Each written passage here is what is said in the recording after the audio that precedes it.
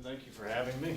My name is Damien, and I am the owner and proprietor of Cork Audio. So, kind of my start is Cork Audio originally started as a repair business. That's where I actually got my start as a high-end audio technician. I've repaired countless brands working over the years, including for brands such as Underwood Hi-Fi and other dealerships across the United States. But recently, in the past 2 years, I met someone by the name of Angela-Gilbert-Yeung. And needless to say, her designs have kind of redeveloped my own ideology of what high-end audio is, or at least what it should be. Because I've seen a lot of mass-produced items, and I feel like we get lost in the stars looking for the moon type thing. Everyone's kind of looking for, it's like, well, you're looking for this kind of measurement, or they got this new idea for a volume attenuator, and we start getting away from the actual connection to the music, just chasing new things. And that's kind of why I wanted to be someone who is a rep for Angela-Gilbert-Yeung, because this equipment is different. Nothing here is mass-produced. Everything is made to order. So if it's something that you're interested in, it's something that we talk to you over a long period of time as it gets built just for you. And I do have two different types here that I'm going to talk about today. One is production models, and then we have something called funky. But starting with the production models here, this is the C312 preamplifier. This is kind of the middle range preamplifier of the three that are currently available for purchase from the production line models. This one actually has a user selectable tube simulator circuit. So this is one preamp, but you can make it sound tonally however you want it to be. If you want more solid state tonality, or if you want more tube-based tonality, that's something that you can actually select and choose yourself. So as I have it right now, everything's kind of at the 9 o'clock region, and that's just kind of where we recommend everyone start off, and then from there you play with it. There's actually no wrong location for the knob. It's just based off of your own personal preference. These knobs don't mess with frequency response or anything like that. It's only the tonal changes of the preamplifier. So that's one of the other problems of mass-produced equipment. Most of the time you don't have anything that you can change on it. It's one of those things that you're trusting a reviewer, or you have to trust somebody unless you actually go listen to it in person. And even if you do, it's something that, it's not your own system. Whereas something like this pretty much creates synergy. I've had this for just over a year now, and it's been sitting in my main system, my test system that I still repair gear on. So I've probably tested at least 20 different amplifiers with this, including Class D, Class AB, Class A, and no matter what the tonality of the actual amplifier is, I can pair it with this preamplifier, because these are also independent gain stages. So it also kind of helps adjust however hot your source signal is coming in, or actually matching it to the power amp. So for instance, this one, it's got a pretty high input sensitivity, and I think it only needs like 1.7 volts to actually hit max output on there. So that also kind of helps with that. Going off of the build principles, like I said, everything's made to order, and this is all made by Angela-Gilbert-Yeung. It's only one person building this from start to finish. So nothing's mass produced. There are some PCBs in here, but each and every single component is hand soldered, hand placed. So you have the absolute utmost quality control. It's only going to have one set of eyes on it, and also everything is point-to-point wired. It's nothing where you have the cheap plastic connectors. And once you start adding that together, think about it in the sense of cables. I know that's an argument that we're not going to get into, but a lot of that has to do with capacitance, resistance, and things of that nature. You start looking at it in the way of actual circuit design, if you are designing a PCB, everything matters, including the trace width, everything that, like the trace width is how much capacitance you'll have in PCB, or how much current it can handle. Now, if you take into consideration in a typical design how many plastic connectors you have all of those different extra connections that add impedance and take away from the source signal. So this allows you to have the most clear connection through everything. Even in a simple, just regular plug-in connector, you have that soldered connection that goes to the bar where it connects, and then you have that connection, which is connected to another wire, and then you have the other section. So you'll quickly add up all those connections, where here everything is simplistic, everything is straight wired through, you're not losing any signal, and of course you have the capability to make it sound however you want it to sound.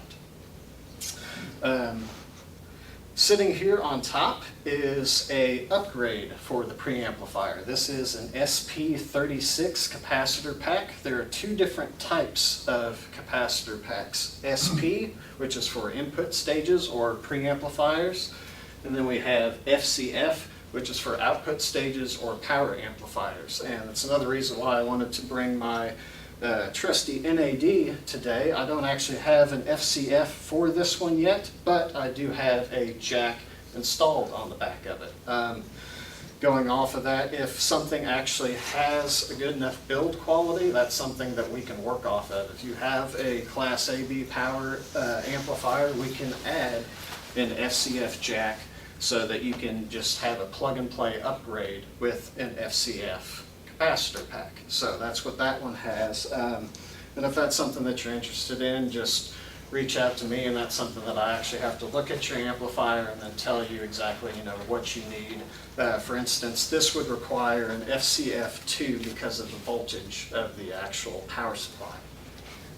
But this is the SP for the input stage, and this is actually 3.6 million microfarads. So that's 3.6 farads of capacitive energy that's plugged into the back of this preamp. And once we start playing music, I'll actually A/B that for you. And the fun part is we don't have to turn anything off. Once it's actually fully charged, you have about 5 minutes, depending on how large your capacitor pack is. You can just disconnect it from the back and then just plug it back in. And you can hear the effect come and go, so it's an instant A/B. And it's the same way with the FCF packs as well. Walt will talk to you about the actual filter here shortly. Before I forget about it, this is also the power supply. This is an external power supply for the C312, which comes standard. All of the preamplifiers have an external power supply. That way, of course, you have the lowest noise. All the AC is outside of the actual preamp, but you also have this capacitor pack built onto that power supply. So it essentially turns it into something that's battery powered. So it goes past filtration and goes into something that's more battery powered, because instead of readily pulling from the wall and having to worry about your rectification stage or your transformers and stuff like that, you have this 3.6 farads of capacitive energy that it's just readily pulling from. It's a large pool of energy that's just completely quiet. So it's essentially like this preamplifier is running off of a DC battery without, the caveats of an actual DC battery. And of course, I saw a lot of people staring at this one. This is a Funky. This is a model level 1. There's 2 levels of Funky, and I love Funky because there's too much throwaway culture. There's a lot of things where we just buy something, we use it, and then if we can't repair it, it just ends up in the trash type thing. And this was one of those things. This was a 1980s Hitachi receiver that was essentially heading to the trash. And Angela-Gilbert-Yeung gets a lot of old receivers, like video receivers, things of that nature. Whenever the logic chip goes out, typically the manufacturer's not going to be too too kind in giving you the program or giving you that chip, if they even still have it. Half the time they'll just move on to something else, and then that becomes redundant. And regardless if the amplification stage works, if the input stage and selectors don't work, the entire thing becomes a brick and ends up in the trash. Funky Series, he reuses anything and everything he can from the chassis, the actual connectors on the back, if possible, the transformer inside, but the rest, everything else is new.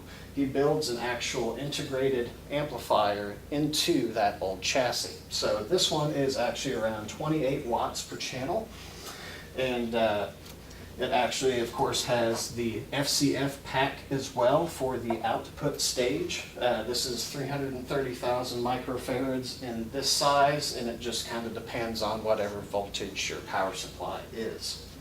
So, of course, it's the same thing with the SP jack or the other FCF jack. You would plug it into the back, you would turn the model on, and then FCFs actually have a slow start circuit, and you'll hear it click on when it's actually fully charged. And once it's fully charged, like the other capacitor pack there, you can immediately unplug it, hear the difference, plug it back in, and you hear it come back. And like I said, I'm not going to tell you what that is. I want you to make your own impressions from that. And last but not least, before I pass it on to Walt over here, these are damping factor controllers, another tweak to just help change the tonality of your system. So a lot of people love tubes, and there's a lot of reasons why we love tubes. There's a lot of different things that contribute electronically to the tube-based sound. And one of those things is damping factor. So this NAD 218 has a really high damping factor. That means it's going to have a really nice grip on the speakers, but sometimes that's not always a good thing. Sometimes that can lead to it sounding harsh, if it's just not a really good pairing, or maybe it just doesn't work with your preamp, whatever. These are a simple way to adjust that. You would just take the positive end of your speaker cable, plug it into the back, and you'd either plug this into the power amp or the back of your speaker. There's 3 different levels. This is the DF1, so this is going to be the largest attenuation of damping factor, where we have DF8 or DF16 being the smallest. So given the power requirements of these speakers and this amplifier, I would typically probably recommend someone start with the DF16, and that's probably something that I'll showcase once we get to listening. What's involved in the circuitry in that? That's something more kind of proprietary. I understand that in general. It just essentially, it affects how quickly the speaker responds. So you'll hear it especially in the bass more than you will the treble, in my opinion, is what I've found with them. But besides that, it's something that, you know, Angela-Gilbert makes, and I'm not exactly sure what's inside of them. You want to talk about the Sure. filter, Paul?